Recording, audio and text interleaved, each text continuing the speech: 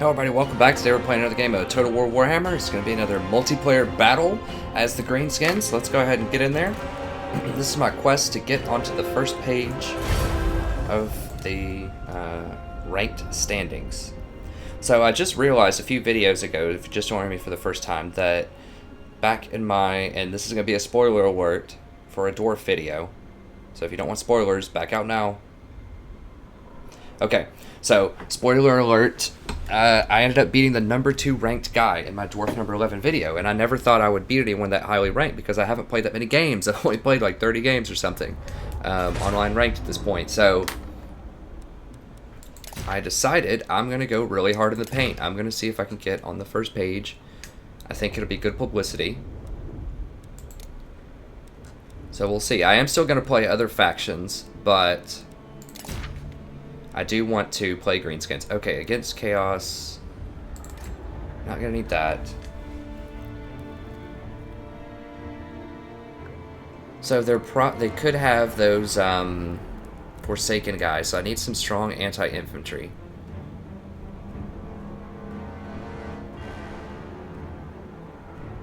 Trolls would be good. At least 1 unit of trolls, I think.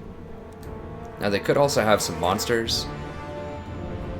So I want at least a couple of big uns. We don't need as many archers. So let's go with 3 savage big uns. I think the savages are worth it. You get an extra 10 melee attack, but you get a little bit less defense. But you get 10 melee attack and they get a bonus versus large. Is that worth 100 gold apiece though? You get a larger charge bonus. I think they're faster. Yeah, they're way faster. And you get physical resistance instead of armor, which is good against armor piercing, but bad against if they do go for those dudes don't have very heavy armor piercing, the Forsaken guys. So maybe I would just want normal biggins for that. We can bring our goblins back. Now we could just go for a base goblin boss also. I didn't realize he was that cheap. Without a mount or anything. Could also just go for 1 more infantry. I think I'm interested in going for this. This will help us shoot down giants if they have giants or any kind of shenanigans like that.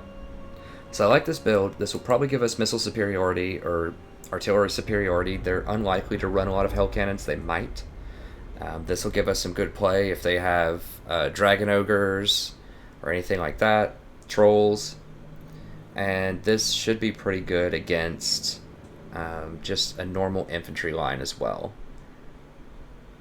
Now, the trolls are interesting. I think the trolls will be good if they have those guys, the Forsaken, because they can regenerate through some of the wounds, and they deal quite a lot of armor-piercing damage. So they should be able to crack through them pretty easily, especially with sneaky stabbing, and if I put poison on them, it should be okay. So I think this is a pretty versatile army against Chaos. I have lost as Chaos against Greenskins. I don't remember exactly how I lost. I remember they had some boars, though. There's a chance I should use some boars here. But if they have dragon ogres are pretty good against boars, I think.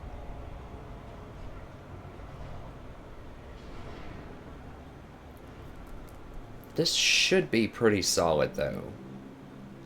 I believe. We'll see. We'll see.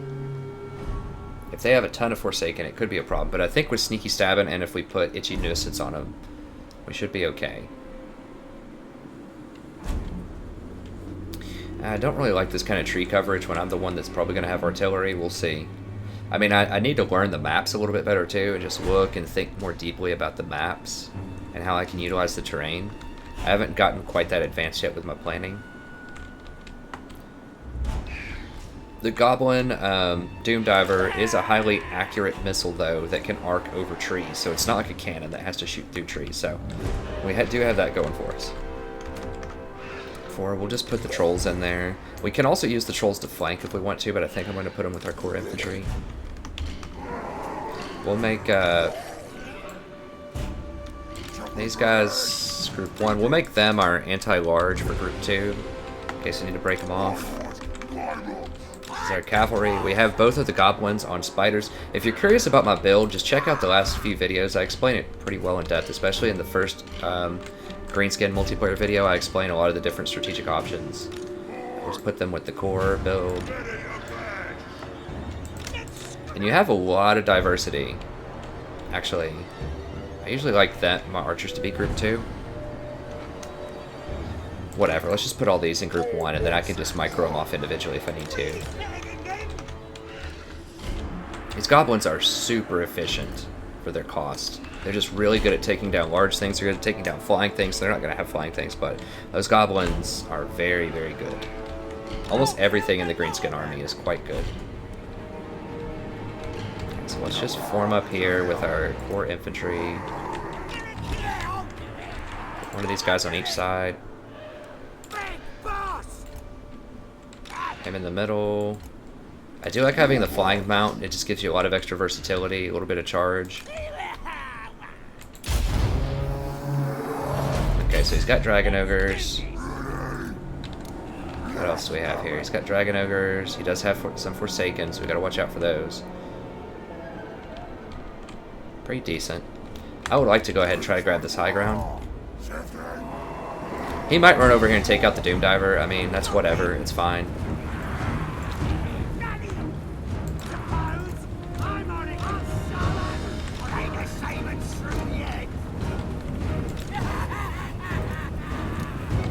Okay. So we want to... What are these? Trolls.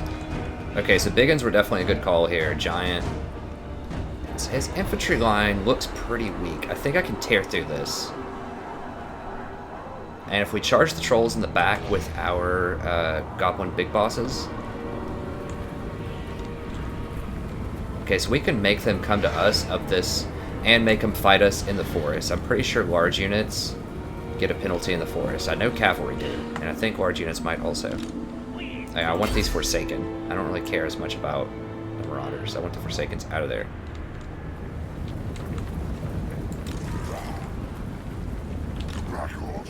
So if we get up here and get our vigor back and charge downhill on them, I feel pretty good about this. Now we probably want to get our trolls out of here, out of the woods eventually, because they're going to get a penalty.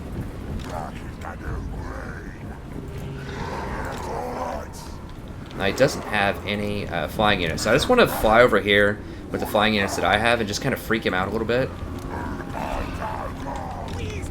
Put our goblins right here and put them in skirmish mode. So he's only sending a couple of units out here to try to just scout, I guess? I don't really know.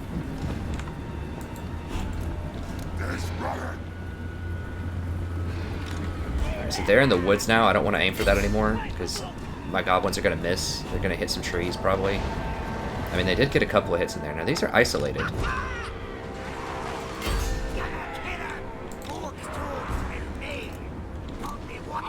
I'm going to pick these off.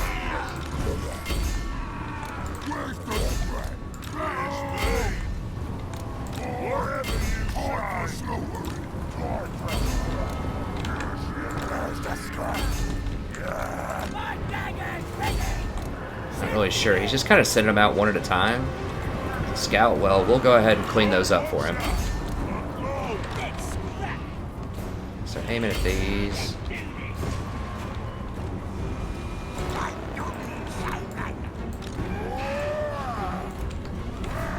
He's out of there.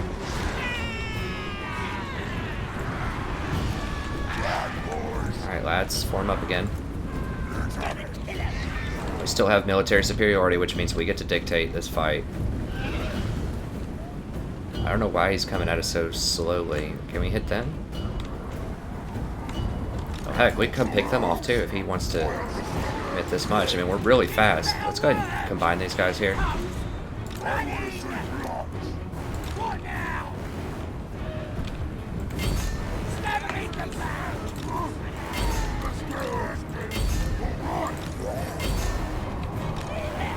Alright, let's redirect these. They're going to heal up if I hit them with it. Let's just go ahead and try to hit these other Forsaken. They're the dangerous thing pound for pound.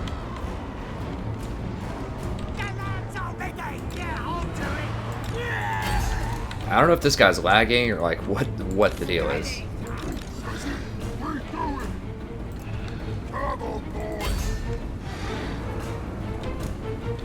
If he just doesn't want to like go into the woods to fight, or what? If he's just like regretting not having any artillery, I'm not really sure. Maybe he's trying to bait me over there. I'm gonna run back. He's not really going. Like, that seems like the point where he would want to go if he was trying to bait me. I'm not really sure what the deal is, if he's confused or what. I need to be careful, because these things could just, like, wake up and come kill me at any moment now. So I think I'm at a pretty clear advantage, but, I mean, I can't really speed it up. I don't think I can. That wouldn't make sense for multiplayer.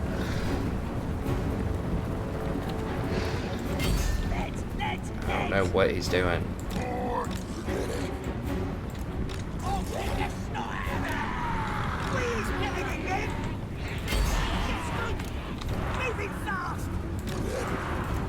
Okay, now he's coming to life. Okay. Alright, let's back up. Form up.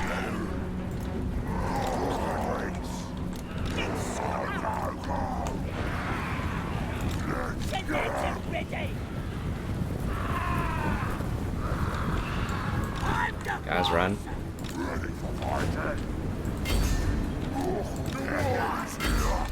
Okay, here's my big uns. That should be good. I actually need a couple of big uns over here as well.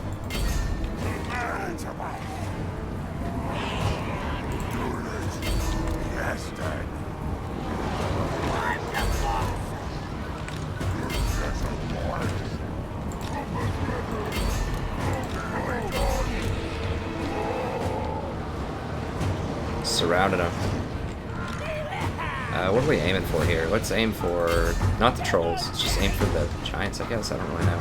I don't know why this guy is just like trickling his units in here.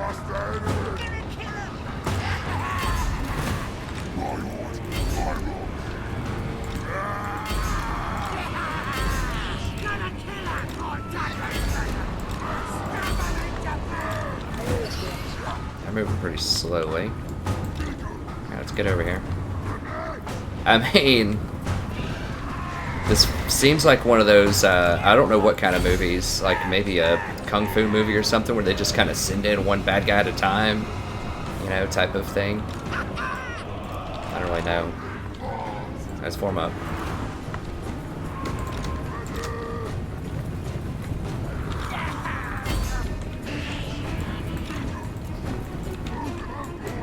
I just need to practice like it's a real game, though, and, you know, just, I'll keep one person on him just to make sure they run.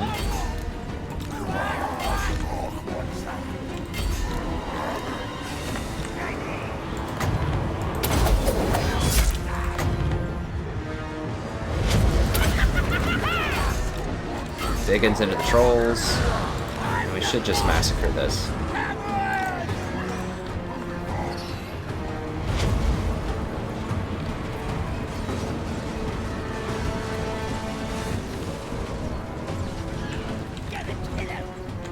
What am I even aiming for at this point? I guess just aim for these. How many kills they have? We can look after the fight. They still have 40 kills. I mean, it's pretty good. I don't think it matters how much artillery you have. I think that it just matters that you have more than the enemy to force them to come to you. That's what's really important.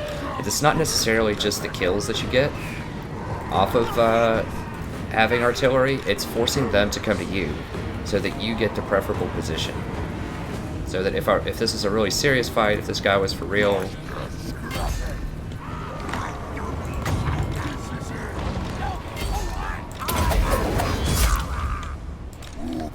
this is a really serious fight, then get the poison on him. Then I would have been able to fight him in the woods with the downhill bonus probably. And he has more monsters than I do, so we want to fight in the woods. Okay, let's get in there. Fight them. I mean, this should slaughter them. Yeah, they're done. That's it. I mean, that was extremely one-sided. I don't even know if I'll post that one up. I guess I will. Why not? It's some content. I mean, I did say some things that were useful, I think, in terms of the strategy, like what I was planning on doing with the Orc Biggins. And I called it right, where he had Forsaken, and he did have some monster units. I just think he's probably kind of inexperienced, would be my guess. or he's lagging or something. I don't really know. I feel kind of bad about these wins because I'm just like, man, I just ruined this kid's day probably, unless he's just like passed out on his keyboard or something. I don't know. I don't know what the deal is, but I feel kind of dirty with that win. Now the trolls did get some good kills.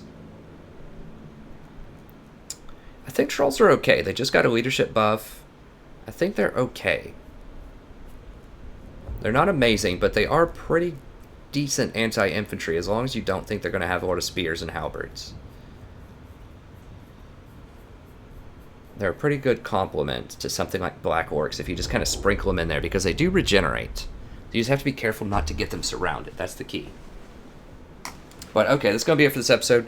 This is pretty much a stomp. I'll go ahead and post it up anyways, just to get more videos on the YouTube channel. And also, I mean, mostly because I was just kind of talking about the strategic aspects of it. Even though it was a stomp, I still showed you how just having artillery superiority can get you the kind of engagements that you want to get. So that doesn't always necessarily mean you only need one. If you're versus, you know, something like Empire, there's a decent chance they're going to be fielding at least one piece of artillery. So I think you would want 2 pieces against Empire. And the Doom Diver catapults are better than any other piece of artillery for pound for the cost. So if you just field 2 of them, there's a pretty good chance you're going to dominate.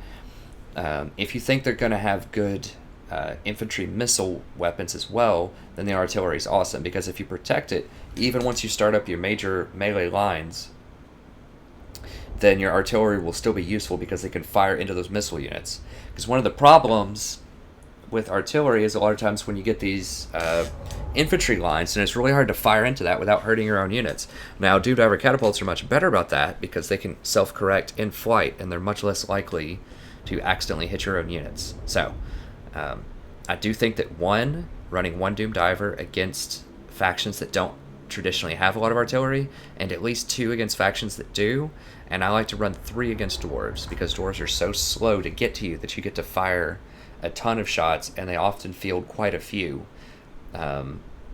infantry missile units, so it really helps you tear through that.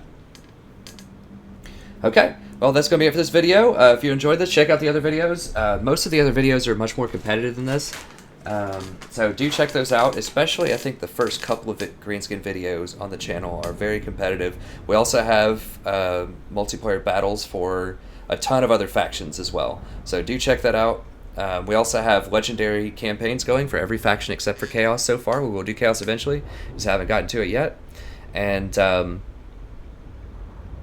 yeah, those are pure campaigns, which means that we don't abuse the auto-resolve system, we don't assassinate lords on the campaign map, and we get into some very interesting and difficult fights on purpose in the campaign. So it's still a competitive campaign, it's not casual, it is legendary, and we are playing to win, but sometimes I just deliberately go for really difficult fights just for the strategic challenge and just for the entertainment value as well, just to keep it fresh and interesting for you, so you're not just sitting there waiting on me to, you know, go through 15 turns an episode and just get the absolute perfect death ball of an army and just go kill everything, you know, easy mode. I don't think legendary is that easy to begin with, but I try to make it a little bit extra spicy in my campaigns, and sometimes it, you know, jumps out and bites us. Sometimes we do lose battles, but it's pretty rare.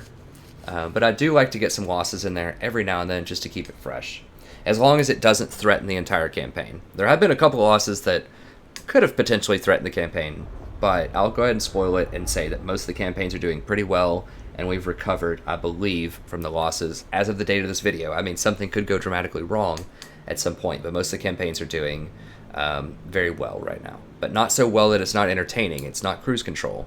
It's still fun and engaging, I think, so do go check those out.